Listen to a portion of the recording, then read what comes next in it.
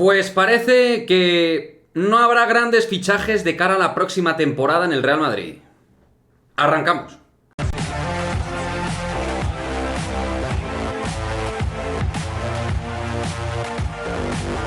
¿Qué pasa, chicos? Muy buenas, bienvenidos a este nuevo vídeo de Madridismo al Día TV. Bueno, quería tocar esta información que ha salido a la luz con respecto a la actualidad del Real Madrid en materia de fichajes, y es que se confirmaría que el Real Madrid no tiene pensado realmente hacer grandes movimientos de cara al próximo verano. Es una información un tanto abstracta, poco detallada, pero que, digamos, lo que haría es quitar de la ecuación cualquier tipo de operación megalómana que pueda considerar el aficionado promedio del Real Madrid. Es decir, no se esperan grandes operaciones. Y digo yo, hace pocos días Carlos Carpio hablaba de la preferencia de Jude Bellingham por jugar en el Real Madrid y que el Real Madrid ya sabría el precio que pediría el Borussia Dortmund por Bellingham. Y Bellingham, desde luego, sí que sería una de esas grandes operaciones de verano.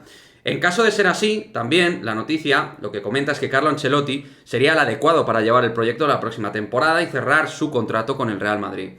Sinceramente, no sé cómo coger el aire de esta información, no sé si es una filtración interesada para, digamos, calmar un poquito la sostenibilidad mediática informativa en el club. No sé exactamente qué tipo de dirección y qué tipo de motivo nos lleva a tener esta información encima de la mesa.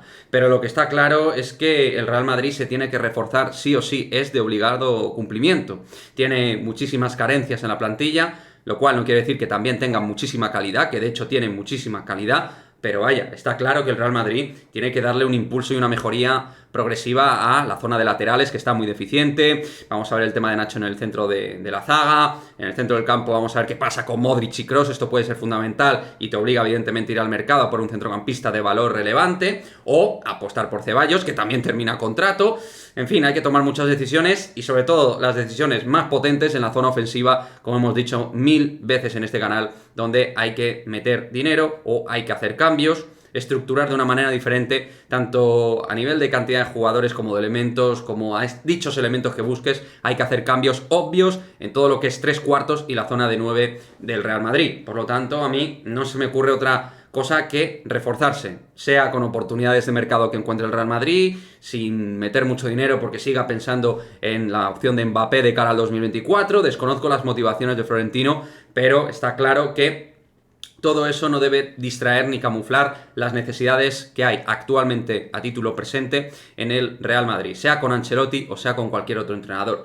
Es una noticia que me deja un tanto frío, un tanto inquieto, pero vamos a ver cómo navega todo esto, porque puede ser que sea una filtración exclusivamente interesada con algún motivo y sin más, pues filtrar, calma, que tampoco vamos a mover tanto, agitar tanto el avispero. Pues yo creo que hay que agitarlo, pero yo me voy a mantener en un punto de mediana confianza. Tampoco creo que el Madrid es un club, al final, en ese sentido, bastante responsable, vaya a salir al mercado a lo loco. O sea, obviamente, al 99% pienso que no, pero sí que tengo la esperanza de que el Madrid, pues, dé un impulso económico y un impulso, sobre todo en la plantilla, y mejorando las zonas necesarias que ya el año pasado se vieron y que la Champions tapó, y que este año veremos si la Champions consigue camuflar. Como siempre digo, ojalá que la Champions camufle todo, porque en realidad uno dirá, joder, Quique, dices todo esto y ganamos la Champions. Pero creo que es evidente, objetivamente, en la plantilla ves cosas que no cuadran en el Real Madrid, que no cuadran. No hay todas las posiciones cubiertas de la mejor manera, etcétera. Bueno,